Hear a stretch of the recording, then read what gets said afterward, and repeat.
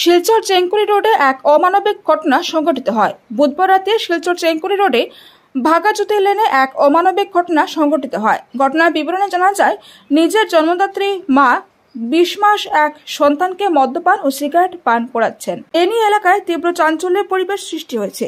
সংবাদ মাধ্যমের সঙ্গে কথা বলতে গিয়ে চাইল্ড হেল্পলাইনের কর্মীরা জানান, তাদের কাছে একটা ফটো আসে, যে ফটোতে নিজের জন্মদাত্রী মা সন্তানকে সিগারেট ও মদ্যপান করাচ্ছেন।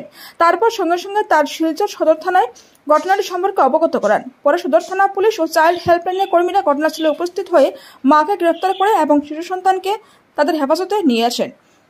শিশুটিকে একটি হোমে রাখা হবে বলে জানিয়েছেন চাইল্ড হেল্পলাইনের কর্মকর্তারা। আমরা চাইল্ড হেল্পলাইন ইউনিট 109 থেকে আইছি।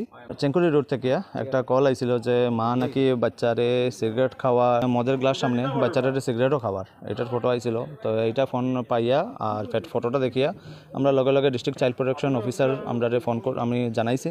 তো স্যারে হয়তো সদর থানার ওসি স্যারের লগে কথা কইছে।